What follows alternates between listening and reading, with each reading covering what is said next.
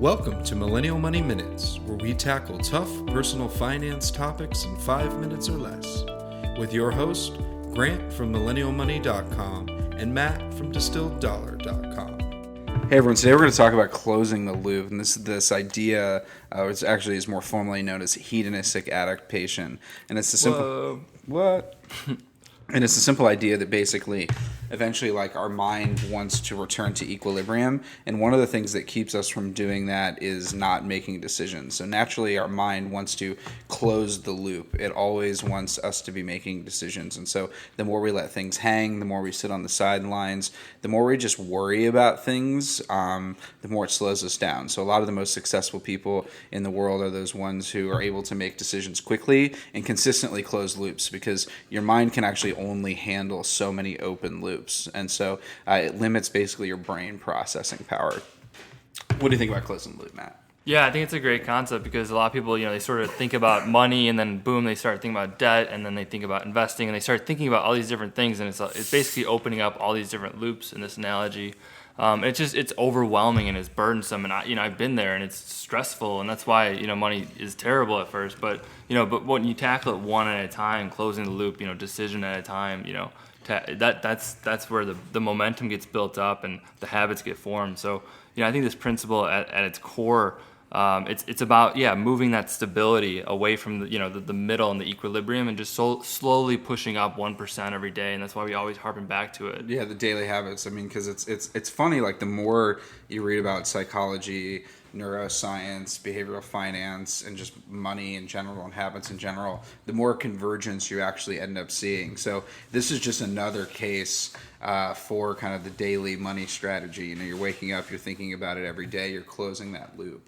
And you don't let things hang. So whether it's a big negative, I'll say a big negative is that this also works negatively towards us. So if we miss out on investing every day and we think about that every day, then it sort of brings that ping of stress every day, and so it's sort of changing the thought towards, okay, maybe I can't invest $10 today, but I'll invest $1 today. Whatever that little change might be, but just changing the language and removing that pain and making it something that's making money fun and something that we're working towards, which that's what it's all about. Yeah, it's about establishing that equilibrium. So a lot of people, as Matt was saying, just they have money sitting in their checking account and they want to invest it, but they don't.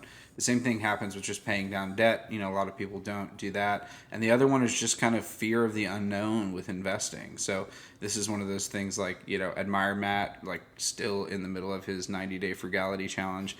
And Matt's just doing it to shake things up. He's seeing how his mind, responds. He's really pushing the limits. And I think pushing the limits is another form of closing the loop, because you're always kind of like creating a new loop and pushing yourself forward. So I think that's a great way to just test yourself and push your limits. And we talk a lot about just escalating your savings rate 1% maybe every 3 months. You don't really feel it, but push that occasionally, and just challenge yourself also to look for opportunities outside your current job. I mean, this is one of the things that I always encourage people to do. Like, ask yourself, is this what I want to be doing? And think about the skills that you have and how in demand they are. Because naturally, we all wonder, we wonder what's over the next hill. We wonder about an opportunity, and the last thing you want to do is like have regret. So if there's some loop that you want to close, maybe it's a dream to work for a certain company or go out on your own, it's really important to kind of make that leap, just so you can close that sort of figurative loop. And honestly, for me, when I took the launch into entrepreneurship, it was like super fucking scary.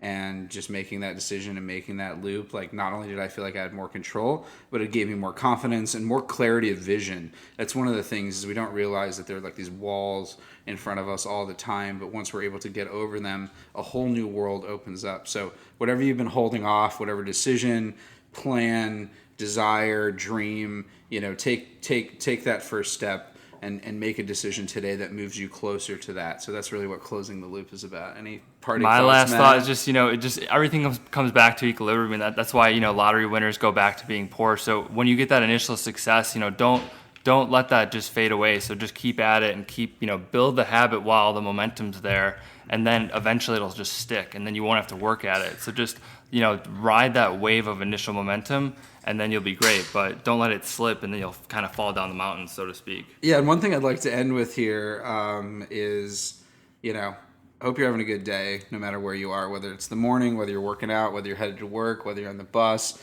whether you're chilling out at lunch outside, whether you're riding your bike, whether you're, shutting down for the day and just chilling out, kicking back. We appreciate you. Couldn't be more grateful. And thanks for listening. Hope you find a way to close the loop today. So hope this was helpful. And as always, we'll chat with you soon. Thanks for listening to Millennial Money Minutes. If you liked this podcast, please leave us a review on iTunes and subscribe. If you want us to cover a specific topic, use #MillennialMoney on Twitter or visit millennialmoneyminutes.com.